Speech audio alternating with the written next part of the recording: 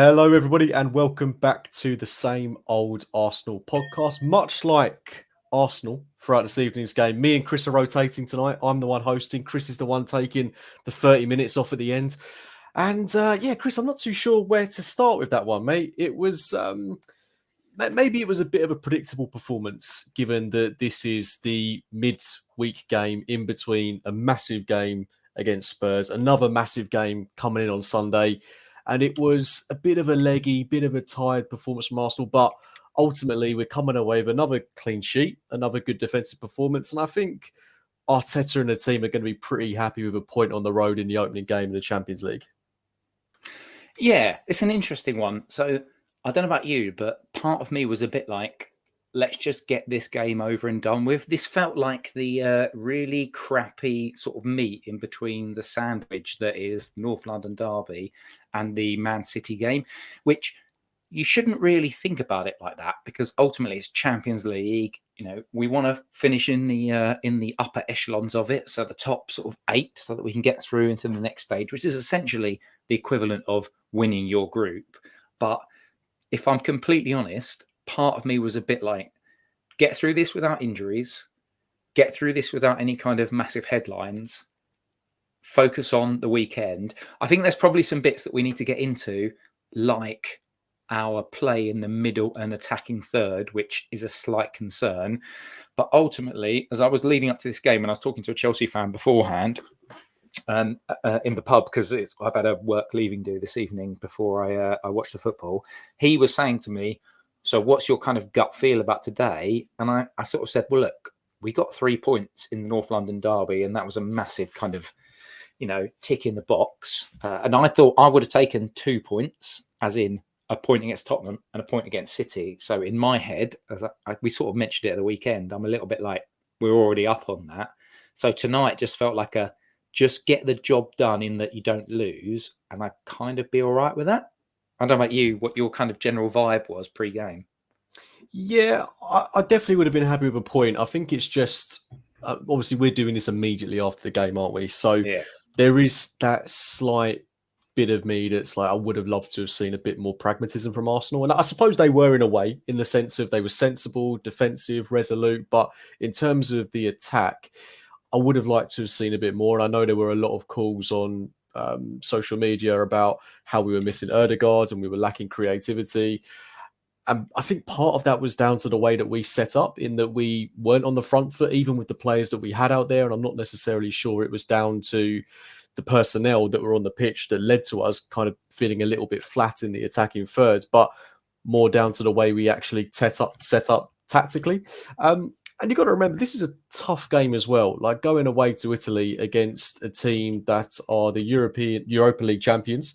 They beat Liverpool 4-0 on aggregate last season. They went to Anfield and won 3-0. I mean, they're a good team, Chris.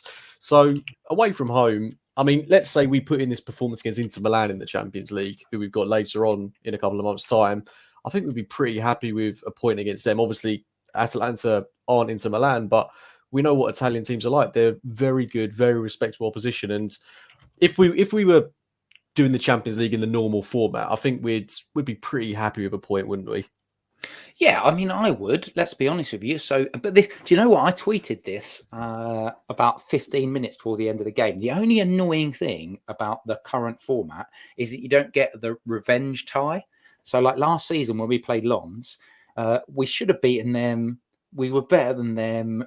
They got 2 very good goals, but it felt like really sort of low. Again, I don't want to go full sort of data geek here, but low XG goals, as in like wonder goals type thing that you're not expecting to score from. And even though it was annoying, because it was our second game, I think it was, against Lens. I think it was our first, wasn't it? Well, I think we played Eindhoven, didn't we? We beat them, was it 4-0 in the first game, and everything's great, blah, blah, blah. First game back, Saka scored, all of that sort of stuff. So the second game was Lens away. Yeah, first away game, you're right. Yeah, and in my head, I was a bit like, do you know what? It's fine because we've got the return leg, so we can get some revenge there. And we absolutely got the revenge. We smashed them. And this Atalanta team feels like that it's the archetypal old school Champions League format where you take a draw away from home, partisan crowd, difficult, a little bit awkward, a little bit annoying, but I think we sort of controlled them. We were like the big brother at keeping them at arm's length for most of the first half and parts of the second half, I thought. And then normally you just say, well, we'll take them back to the Emirates and we'll beat them 2-0, 3-0, something like that. Because the way that Gasperini plays, it just feels like it's set up for they're away from home and you're at home. You're going to pick up the points because they try to do the pressing. They don't sit back. You can pick them off. But the fact that we've only got this one game, I think that's one of the most annoying things for me, that we don't get the revenge leg, because I just feel like this is the sort of thing where you just say, take the point away, get 3 points at home. And yeah, it's a difficult one, because ideally you want to lay down a marker. But again, I think my sort of narrative for this evening is going to be, I'm not going to be overly stressed, because a point away from home, sandwich in between two difficult games, it's fine. Job done. We weren't great. We need to get into the nuts and bolts of the creativity, because I think that's an issue. But again, I'm repeating myself. But yeah. Well, I mean, let's go back to last season, because that first away game in the Champions League where we lost to Lens, that was a game that on paper should have been easier than the one that we played tonight. So if you look at it that way, you could say it's a good point. Also, let's not forget, we went away to Porto, didn't do particularly well in that game either. So I think it does show a good maturity from Arsenal to have gone to Atalanta, to have got a point, and not exerted too much energy sandwiched between these two massive games between Spurs and City. And I think if anyone said to you, look, you're going to beat Spurs, you're going to draw with Atalanta, and potentially, let's say, draw with City as well, that would be a fantastic week. I mean, this is 3 really, really tough games in a row that are all away as well. So it's not like the scheduling is doing us any favours. I don't think we're going to see a tougher week than this at any point throughout the season. I mean, until we're getting into the latter stage of the Champions League, we might get like a Real Madrid in the last 16 or something sandwiched between Chelsea, Liverpool, City. Hopefully that doesn't happen. And yeah, it did feel a little bit like a Europa League tie, that comment on the screen there. Yeah, goodness, 73. Yeah, really good point. It just felt a little bit slow. And Champions League games on a Thursday, what's that all about? That just doesn't bloody feel criminal. right at all. That's bloody criminal. We shouldn't have to do this. We spent many years having a good old laugh and a giggle at Spurs Day. We got ourselves back into the Champions League. We didn't have to worry about Spurs Day, and now we've got to sit through a Thursday night. But do you know what? For me, the thing that's more frustrating about the Thursday stuff is the Thursday to Sunday thing. So Man City played last night at home. Again, let's not make a big deal of this. I don't want to make a big deal of this, but in a world of elite sport, when you've got marginal gains, Man City have played at home. They've got 24 hours extra in which they get to rest. We've gone out to Bergamo in Italy. We have played away from home, having played away from home at the weekend. Admittedly, it's in North London, so not too much travel. And then we've got to go up to Manchester as well. If you think about the logistics of that, so the team will probably do warm down tonight. Tomorrow, they'll probably fly back. So in the afternoon, they'll get back to London, Luton, whatever it is, get back to their homes. And then on Saturday, so they'll get back tomorrow. Saturday, normally I would imagine would be a rest day, but they probably can't do that because they've got to prep for the City game. So then they've got to either travel on the Saturday or they travel first thing on Sunday. This is very little rest time. But if you think about Man City, played last night, today, probably a rest day. Tomorrow, they'll be back in training. More time to prepare. So again, maybe I'm just being a bit bitter, sort of twisted Arsenal fan, but to me, they've got the upper hand, they've got the advantage, and it feels like we've been shafted a little bit there. But the good thing about Arteta, the good thing about this Arsenal team is they will not make excuses. They will be on it, and they will be first thing tomorrow morning when they all wake up. It'll be like, right, mindset on City. Touching on City, I'm not sure if you saw their game against Inter Milan at home yesterday, but I think there's a lot of parallels you can draw between that game and this one. And I know obviously they're playing Inter Milan, they're arguably superior opposition to Atalanta, but they struggled at home, struggled to break them down. And it looked similarly to us, like a bit of a lethargic performance at times. So do you think it's just teams maybe getting up to speed with juggling the Premier League and the Champions League at the same time? I do wonder about that, mate, because you've got a lot of players. I think there's a psychological thing as well. This week, or the last sort of couple of weeks, we've had De Bruyne coming out over the international break saying, this is a bit ridiculous. You just keep pumping games in. You've had Rodri saying that. What's interesting is the Arsenal players have just sort of said, we have to deal with it. Clearly, they probably feel the same thing, but I wonder if there's an element of a mindset thing around don't make excuses for it. It's actually more about making sure that your head's ready and stuff like that. I remember Paul Merson saying, I think it was on like a Soccer Saturday type thing, and it was probably a year, 2 years ago, 3 years ago, when he was talking about Arsenal in the early 90s when we were going for titles and stuff. And he said, you don't feel tired when you're winning games and when you're sort of up towards the top of the league. And so particularly this stage of the season, I wonder if there's an element of players don't feel as tired.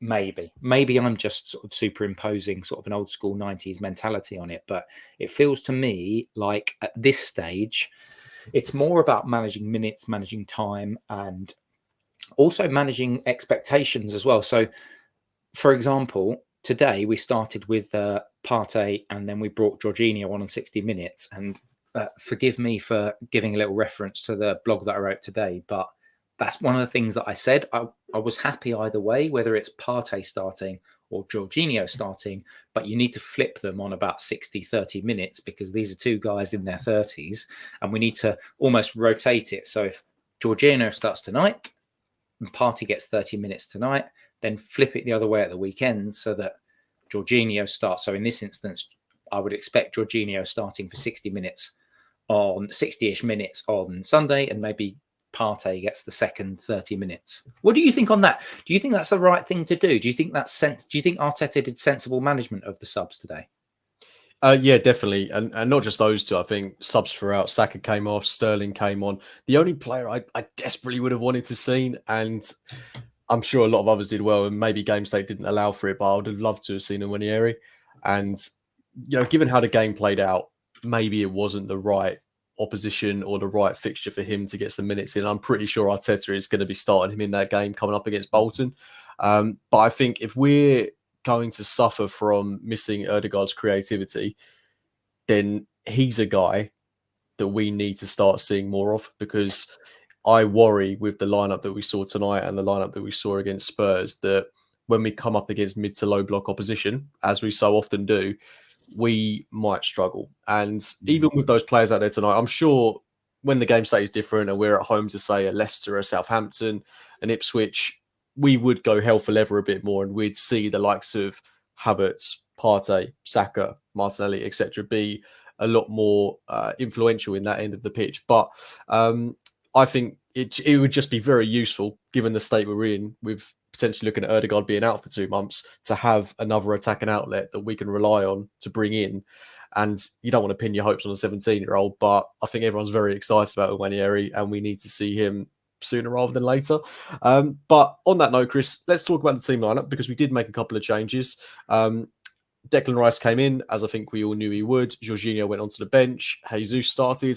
For me, I'd have kept Jorginho in. I think I completely agree with what you said there about swapping him and Partey at 60 minutes. But I would have done it the other way around. I would have started Jorginho. I think these Champions League games really suit him. I think he's got a really good understanding of Declan Rice as well. They were so good towards the end of last season together. And Jesus came in for his first start of the season. I mean, there's not really too much to talk about in terms of how the team lined up compared with the weekends. But one player I am going to ask your opinion on is Gabriel Jesus, Chris. I thought it was very frustrating for the time he was on the pitch tonight. To me, he doesn't look fit. Like, it feels like they're easing him back into fitness. And this is where this game feels like the bridge game between North London Derby and Man City at the weekend. It feels like Arteta, like he was back in training the week before the North London Derby. Arteta gave him, 10, 15 minutes, something like that in the North London Derby, which is an intensive game. And I just felt like tonight, it almost feels like a rehab game more than anything else, because he ran the channels a little bit, he closed down, like he showed elements of it, but you could just tell that he was tiring towards the second half. And to me, it almost felt like Arteta's thought to himself, look, we're missing Erdegaard. We're missing creative spark. I'm going to have to do some shuffling here. I can't play Partey and Jorginho together, and I've got to alternate them. So that means I've got to drop Havertz in. It almost feels like, in his mind, maybe in Arteta's mind, Jesus up top was I kind of have to do it. And it has its benefits in that I just get 60 minutes in his legs, because maybe he's just building him up to fitness. But the downside of that is that we didn't get the electric, like high pressing, like we didn't get the full Jesus. It felt like we got sort of like a 60-70% Jesus. And as a result, going forward, and particularly in the attacking third, like, let's ignore the fact that Erdegaard wasn't feeding balls through. And there was times tonight where I thought that Erdegaard, in that pocket, in that space, being able to feed the balls through, might have done something a little bit different, because I thought we were lacking at times. But Jesus just off the pace. Again, you and I are talking about this on WhatsApp. It almost feels like today's game was like a get this out of the way and get some minutes in legs, rather than this is a really, really important game. We have to win. We can't lose, blah, blah, blah, blah. And the benefit of the back line that we've got is that we can actually do that because they're that good. Yeah, I think that game against Bolton is going to be interesting. And I know that's probably not the game that everyone is licking their lips about, but we have an opportunity there to really get Arsenal going, I think, this season. You know, a good 3-4, 5-0 win, goals for Jesus, Martinelli, you know, start for Nwaneri, Miles Lewis-Skelly, a proper start for Calafiori. I really think like that could be a big game for us. I know it's only Bolton at home in the Carabao Cup, but there's a lot of opportunity there for Arsenal, because Jesus is someone that, okay, at the weekend, you probably wouldn't start him. You assume Trossard will come back in, but you want him to be starting for us. We all know how prolific he was when he first came into Arsenal. I just worry that he looks like he's lost, not a yards, but a couple of yards of pace at the minute. He is looking leggy. He's constantly offside, but we all know he's a much better player than this, and we know that he's got a lot more to offer. So touch wood, he can get back to his best. But another player that I've got slight concerns about, Chris, who I thought was very good in the North London derby in terms of work rate, tracking back, getting into all the right positions. But similarly to his performance in the North London derby, just can't hit a barn door at a minute. Gabriel Martinelli, 2 really good chances to score tonight, fluffed both of them. What's going on with him in a minute? Do you know what? I think I sort of mentioned this. I think I've mentioned this previously, or I've mentioned it on the blog, certainly, but I feel like I've mentioned it on the pods, is that, and again, this isn't anything new. So there'll be Arsenal fans listening into this saying like, oh, you know, thanks for the Captain Obvious quote, but he just needs a goal. I feel like he needs something to come off his Didier Drogba style. He needs just something comes off his arse, like something that's just fluky to give him that confidence. Because it feels like, number one, he's overthinking. It feels like he's taking too long to take the opportunity and take the shot. And I think it's impacting him. Like with you, I'm with you tonight. There were times, there was once where he was put in and you just think, mate, you've just got to hit the target. If you hit the target, you could probably roof for the net that, and, you know, we're all laughing. But it does feel like he's suffering a crisis of confidence, because if I look at his game as a whole tonight, I don't think he did too much wrong. You know, he caused some challenges for their fullbacks. He was running in behind. Like the chance that he got where he blazed it over was a really, really good ball. I can't remember if it's Trossard, Havertz, or whatever it was. But it was, Sterling. Sorry, the Sterling chance where he's coming from left diagonally inside. Like, that's perfect. Like, you've done everything right there. The only thing you need to do is hit the target. And when you're a player that is thinking too much about stuff, you snatch at things. And that's what it felt like tonight. It feels like Martinelli is snatching at something. Last season, do you remember when Havertz first signed, and the first couple of games, we're all looking around at each other as he played left A, and like particularly, I think it was the Man United game as well, where he missed a really obvious chance early on. It almost felt like Havertz just needs to kind of chill. He needs to kind of get that opportunity where he scored, so in his head he can say, right, I'm off the mark, I'm fine. And it wasn't quite exact like this, but like the Bournemouth game where he scored that penalty and the players all came across and they were all like celebrating him, and we got the whole Havertz sort of chant, the Shakira chant, and it was amazing. It feels like Martinelli just needs that. He needs that moment in which he gets the goal, he gets the adulation of everyone, he gets kind of people putting their arm around him and saying, do you know what, you're fine, you're off the mark, and that's going to release him. And I feel like that's not a new comment to make, because I've heard a lot of podcasts, I've read a lot of blogs, I've seen a lot of things, but it just feels like we need that. Yeah, that's an interesting comment that you put up on the screen. I'm tired of this Gabby M topic, but he hasn't been getting into positions that Saka has been gifted with, having a constant right side of Ødegaard and Ben White. I agree. We have a problem on our left-hand side. I mean, I think it was Phil Costa that tweeted out this evening that our left-hand side looks very right-hand sided because all of the players that play on that left-hand side, Rice, Timber, Martinelli, are all right-footed, which, you know, you could definitely do with a left footer in there. But I still think, touching on what we've just said there, Martinelli is getting into the positions, but it's his finishing that is a real problem. And I don't want to stay on this topic because I don't think there's a lot else particularly wrong with his game. And hopefully when he does get that goal, that's going to be the catalyst for him to go on and score plenty more. But it's a strange one with him because I've never really thought of his finishing as being a weak point. I always thought it was one of his strengths. I still remember when he came through when he was 18 and he scored a load of goals in the Europa League, got that brilliant goal away at Stamford Bridge. And I've always just thought Martinelli is a guy who knows where the back of the net is. So I'm really surprised it seems to be a bit of an issue for him at the minute. But like you say, one goal, hopefully the floodgates open and we see the Martinelli that was so good a couple of seasons ago. Can I just also say, like, are you the same? I don't know. So I'm North Bank corner flag by the.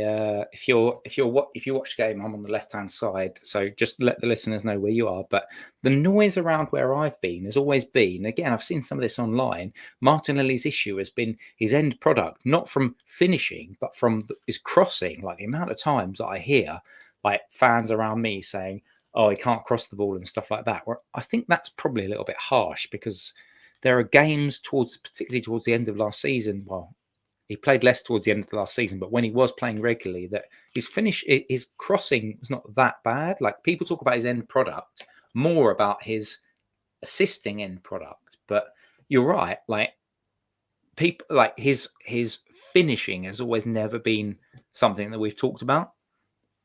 Yeah, and I mean, look, if we can get the Martinelli of 22, 23 back, and like Barry Burns put in the comment section there, if we can get Marino back, hopefully fairly soon, that should help out the left-hand side. We need that Xhaka-like figure in there to kind of glue that left-hand side together. I really do think it's.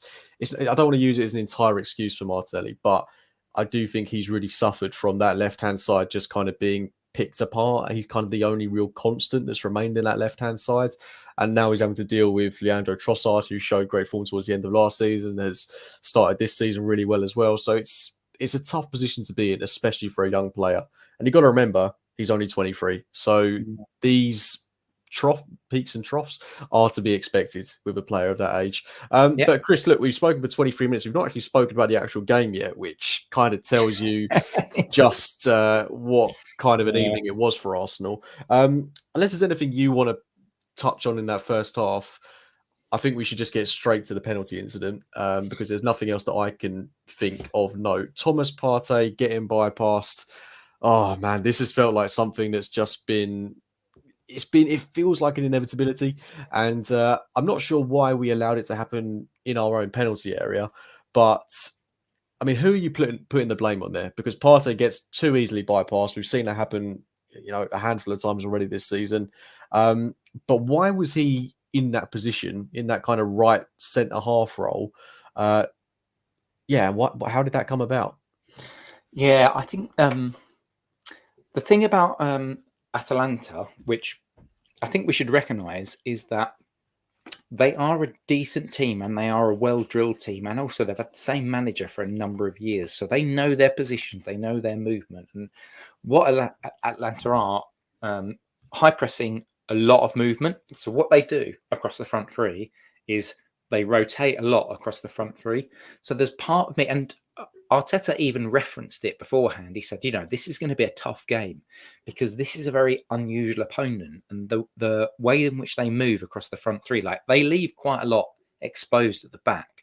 I think we do need to talk, maybe after the penalty, let's talk a little bit around our lack of firepower or our lack of incision in the final third, because the thing about Atalanta is that they do give you chances, and I don't feel like we really took advantage of those chances. It's not like we looked amazing going forward, and maybe there's an Odegaard question in there, but one of their strengths is in the final third, like their movement, their rotations. And I just wonder if that's just an element of, this is a decent team that moves the ball, rotates the positions, quite well. And we just got caught out for that particular moment, because before that, like you just mentioned it, like the first half, I sat there at half time thinking, we've not really been tested. They haven't really created a ton of chances. We're keeping them at arm's length. I'm kind of okay with all of this. But there's always, in football matches, there's always that one kind of variable moment where things can get moved around. And I feel like that's one of those moments, because even up until that point, like this game was going to be decided on something random like that. And to me, it was almost like, as soon as that penalty was called, in my head, I was thinking, well, unless we do something different, this is going to end up 1-0, because neither time are creating chances. We're both cancelling each other out. And yeah, it was an interesting one, because the penalty itself, the foul started in the outside of the box. It kind of continued inside the box. And although Partey is the protagonist, part of me was a bit unlucky, because there was just kind of like a tangle of legs, and the guy's legs was dangling out. I can't remember who it was that conceded that went down. But to me, I was like, it feels like this is just a bit unlucky. So I don't really want to bag on Partey too much. What was your perspective of it? Were you just instantly, because I've seen a few people online saying Partey's wasted, or Partey's poor, or, what was he doing? But, it's a ball inside and he gets a tangle of legs. Yeah, I mean, I think it's really easy to jump on that narrative of saying, Partey's washed. I mean, he did some good things tonight. And let's not forget, he was really good in the North London derby only a couple of days ago. So I'm not jumping on that bandwagon. I totally get the realization that this is a guy who is maybe a little bit over the hill. His best years are behind him, but he's still a good player, but he needs protection around him. My main concern, like I said earlier, is that I don't know how we got in a position where he was the one that was defending in that situation. Yeah. So I would be asking questions about that more than why he's getting bypassed. We know why he's getting bypassed, because he's not really got a great turning circle. We've seen that already this season. We've seen it many a time, him getting spun in midfield, but because it's happening higher up the pitch, it's not an issue. When it's happening in our penalty area, it's an enormous issue, and we can't be in a situation where that's going to happen on a regular basis. But hopefully that's the last of it. But thankfully, Chris, it didn't matter, because we've got the best goalkeeper in the world. And David Raya once again came to our rescue with his second double save of the season in just a couple of weeks. I mean, is it too far to say he's the best keeper in Europe at the minute? Do you know what? Prior to this game, I would have said to you, yes. And the reason why is because everyone can make a worldy save that's their moment. Like I tweeted this during the game. Like, that was David Raya's Seaman moment. And then I thought about it, as in Seaman versus Sheffield United, where he just claws the ball off the line. And then I thought to myself, he's done that twice already this season. Like, we're like 5 games in, and he's done that twice already this season. Let's not forget that save he made on the opening day against Wolves as well. Well, yeah, that was unbelievable as well. That was a good shout. But the big ones that are almost the Aaron Ramsdale against Leicester style saves, Raya's made 2 of those now. And I was talking to the wife at the weekend pre-game against Tottenham, and I was talking about Raya and Ramsdale, how Ramsdale's now at Southampton. And she said, "Oh, I thought Ramsdale was quite good." And I said, "He's brilliant." And even me, because I've got my priors, I still love Ramsdale. And I was still like, I'm not quite sure why, because I don't see enough of James Johnson right now. If he's watching this, will be absolutely spitting feathers. But I didn't quite see enough. Tonight, I've seen enough. Like, this guy has shown Not only is he good with the ball at his feet, not only is he good distributing it, not only is he good and calm. Like the amount of times you know the Raya archetypal move is he traps the ball and he just waits. And sometimes he kind of skips backwards. He sort of with the ball at his feet, he skips backwards, waiting for someone to come to him. Ramsdale, as much as we love him, didn't have that. But now what Raya's showing is, well, I've got that, and I've got the ability to pull worldy saves out, and his spring back to pick up to get up and save that. Essentially, that guy has saved us. He saved us 3 points in the league, and he saved us at least a point tonight. He's probably our player of the season so far. Trust. Yeah, I mean, he's for me, he's probably our player of the season. If we're, I know that's not saying much, but given that we've conceded 1 goal so far this season across all competitions, he is the catalyst for that, really. He is the guy that has ensures that we're keeping these clean sheets, that our defence is staying resolute. Can I just jump in? I've got a Mikel Arteta quote because I've just read it off of social media. So Mikel Arteta on the David Raya save tonight. It was probably one of the best saves I've seen in my entire career. Need we say more? Arteta said it for us. That just sums it up. Yeah. We're very lucky to have him, Chris. Very, very lucky to have David Raya. And I'm really pleased it's working out because I, like you, was skeptical when he came in. I didn't think there was enough of a difference to justify bringing him in. I thought Ramsdale had the higher ceiling. But what we're seeing now is a guy that, exactly like you say, is brilliant with his feet, but also can back it up by actually doing the things a goalkeeper is there to do fundamentally. So, yeah, so pleased we've got him. He is looking better and better as each game goes on. But you did want to briefly talk about the other end of the pitch where we weren't so inspiring. And it, like I said before, it is a little bit of a concern that we aren't creating. But do you think it's a case of we just didn't go for it in this game? We were quite content to sit on a point, and it was more tactical than it was the personnel that were out there tonight. I don't want to lean into extreme narratives, but essentially, yes. In my head, it feels like Arteta's looked at last weekend and said, right, like we've got challenges with some of the absences that we've got, so we're going to play a certain way. Tonight was not that. He wasn't saying, oh, we're going to low block, blah, blah, because at times that we controlled the ball, we had more territory, we restricted them completely to any opportunities in that first half.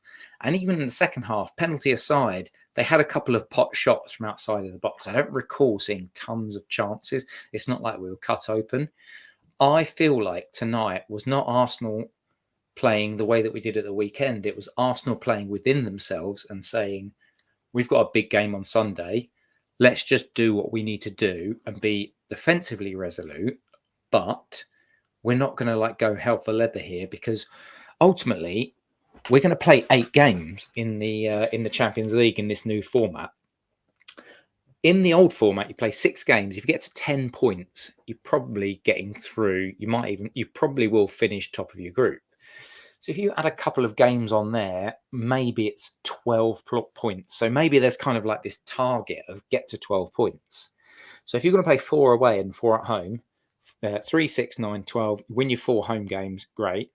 So then you pick up, so then maybe you don't need to worry about the away games. So really, maybe what you're looking for out of 8 games, if you've got 4 away, is 2 draws. So you can afford to lose a couple of games. You can afford to draw a couple of away games. So if we're playing on the first game and we're in between 2 tough, really tough, high-octane matches that are going to be intense in the league, just take the draw. And I wonder if Arteta tonight was a little bit just like, take the draw, play within yourselves. Like, we saw a very quiet Saka. We saw a bit of rotation. We saw players like Gabriel Jesus getting minutes. I've just got a sneaky feeling that tonight he was like, be strong defensively, don't give them anything. If we get a draw, that's fine. Do you think, though, had we gone for it, I'm not saying we necessarily should have come out all guns blazing, but if we had, do you think we would have won this game? Because I personally didn't see enough from Atalanta to think that we would have lost this game had we, played the way we know we can. I think you're probably right. Like, we are again, I'm not trying to be arrogant Arsenal fan here, but we have shown, and we are better than the way that we move the ball around, the way that we move from back to front, from side to side, the way that we control possession. It feels like, and this is, I guess, the crux of my point, is we played within ourselves and we didn't want to cause ourselves too much damage. But the only worry, and maybe we can get onto this conversation, the only worry I have is that we sort of just, against Tottenham, we played a certain way to get the result and we got a set piece and we did the job. Against Atalanta, I feel like we played within ourselves and we got the job. I don't think it's possible to play within ourselves against Man City. And I also think the lack of final ball, we're going to miss Martin Odegaard on Sunday. And so I have a real fear that it's not going to work against City on Sunday. Well, let's touch on that because I think we've kind of milked all we can from this Atalanta game. It's been a very tough game to try and analyse, guys, so please bear with us. But just to bring it home, Chris, I mean, City on the weekend, the culmination of what has been a really, really tough week for us. I think we're all quite happy with how it's going so far. I mean, very happy considering the Spurs result. If we could cap it off with a draw, I don't want to sound underwhelming, but a draw at City for me would be an unbelievable result. If we could do that on Sunday, just a rinse and repeat of what we saw last season, I would be more than happy with that. But you don't sound too convinced that we can go there and play the same sort of football as we did last year. No, I mean, the thing that gives me hope is that if you look at that record that we've got in 2024, like our back five, if you include Raya in this as well, is pretty awesome. Like we are pretty strong. You know, you can get the ball out wide. If you knock balls into the box, we've got two big beastie guys that'll just nod it away. In Ben White, you've got a guy that loves a one-on-one duel. In Jurriën Timber as well, who wasn't amazing tonight, but you've still got a guy who loves a battle. And I feel like Calafiori is like that as well. Oh, he was great when he came on again, by the way, Calafiori. He looked really good. I do wonder if Arteta might think about him from the start of the weekend, I guess, fitness permitting. But to me, Calafiori, Timber, like we've got guys who love a duel, who like to go one-on-one out wide. And then we've got guys who like to be strong and who have dealt with, I don't want to jinx it. I'm going to touch the wood on my desk here. I don't want to jinx it, but both Gabriel and or Saliba have dealt with Haaland so far and kept him relatively quiet. I also think the benefit of having Rice back is going to be important because if we play Rice at a left 8 and we play a Jorginho or a Partey in with him, what Rice does is he actually also drops back into a double pivot. So we get that defensive screen and defensive cover. So I think defensively, we're fine. My worry is that if something comes unstuck, it's a game of football. There are variables. You know, things can happen. A corner, somebody switches off for a second, Man City score. My worry is that if we have to chase get back into it? How do we get back into it? Yeah, that's my biggest issue. And that's where the Odegaard stuff comes in because there were signs tonight that there's an opportunity and like there's a flicked ball over from Havertz to one of the centre forwards. Like Havertz has played the ball over or Rice has played it. And that final ball was just missing. And I think people from tonight and last weekend are going to start to realise just how big Odegaard is for us as a team. Like Arteta said, he's massive. He's our captain. It's not just that he's the captain and that he's the kind of the big guy, the big man. Like he high presses. He leads our intensive press. Other players can do that, but he's also got the vision and he's got the movement and the interconnection he has with Saka as well and White when there is a little pod. We're going to miss that. And Havertz can't do that. And Declan Rice normally is on that left-hand side. And as much as I've seen a few people in the chat talking about Nwaneri, so Travis said he could have made an appearance. I get it. Tonight, yes, absolutely. But the weekend, I don't know. No. That's my nervousness. But I'm always, you know me, mate. I'm always a nervous fan, and I'm always like thinking the worst.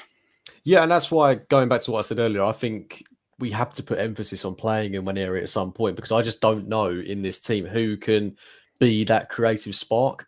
And I'm not saying we should pin our hopes on him, but just to have someone that can thread a ball through the lines, because I don't know who can do that in that part of the pitch. We know that Partey, Jorginho can do it from deep, but someone that can be that link in the final third, when we just need someone to open up an opposition. And you can't be relying on a 17-year-old to do that. But look, we've got Bolton next week. Then we've got games against the likes of Leicester, Southampton at home.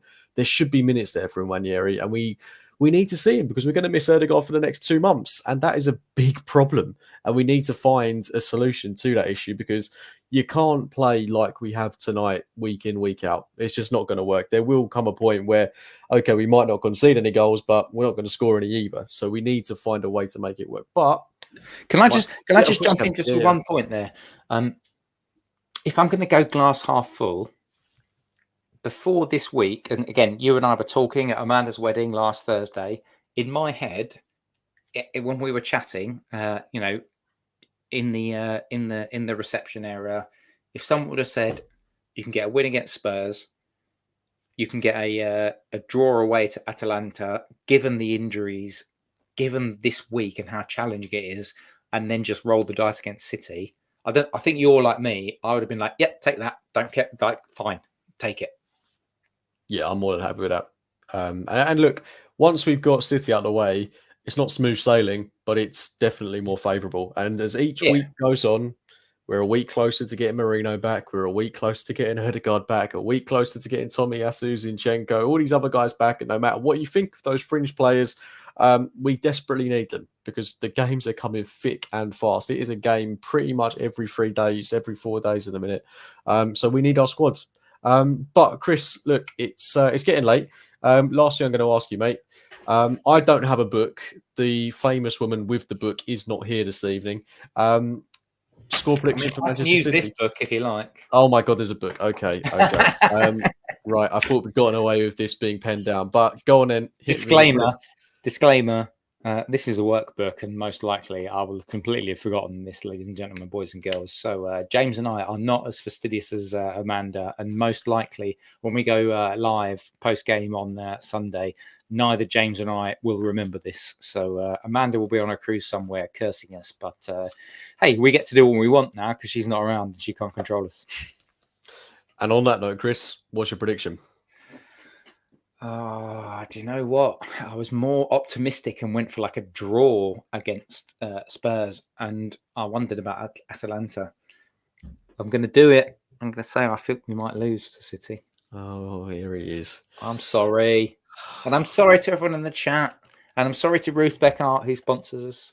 And Emerson Cozier, thank you very much for your positivity, because he says it's 1-1. But James? Well, I'm going to side with Emerson. I'm going to go 0-0. I'm hoping for a carbon copy of what we saw last. I think it could be an exceedingly boring game, to be quite honest with you. I'll be absolutely fine if it is, but I don't think it'll be eventful. I think both teams could cancel each other out. It'll be interesting if we do go a goal down, and I wouldn't like it, but I'd be interested to see how we would react to that, because then we won't be able to play like we did tonight. We will have to come out. We will have to think of something.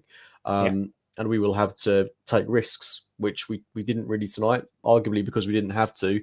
But if we're losing to City away, we will have to, because it's not all or nothing. But if we're losing and there's 10 minutes to go, you've got to find a solution. But on that note, Chris, I will leave it there. As you say, we are sponsored by the fabulous Ruth Beck Arts. Please do make sure you check out her Etsy page, follow her on Twitter. There's a shed load of Arsenal memorabilia that you can purchase. Christmas is just around the corner, people. I sound like a TikTok shop seller. It's not that much around the corner, mate. Bloody hell, we're still in September. Come on. 3 months away, mate. It'll come round quickly before you know it. There are people that have already done their Christmas shopping, but the place you can do yours is Ruth Beck Art on her Etsy shop. So make sure you go and check out. There it is. Look at that. Fabulous Dennis Bergkamp bookmark. Lovely, lovely painting of the Arsenal Stadium. Get over there, guys. You're absolutely missing out. And yeah, Chris, thank you for talking that through with me. It wasn't the easiest game to talk through, but it really wasn't. We will be back post-game after City, I believe, won't we? Yeah, that's do. You and I are going to drag our carcasses to hopefully. Do you know what? It'd be a lot easier. A bit like Sunday. Pre-game, I don't know if I messaged you guys or not, but pre-game I was a bit like, I'm tired. I said to the wife, I'm tired. I'm hungover. I had my mates over for a barbecue on Saturday, and there was a Tottenham fan there, and he was all buoyant and bullish.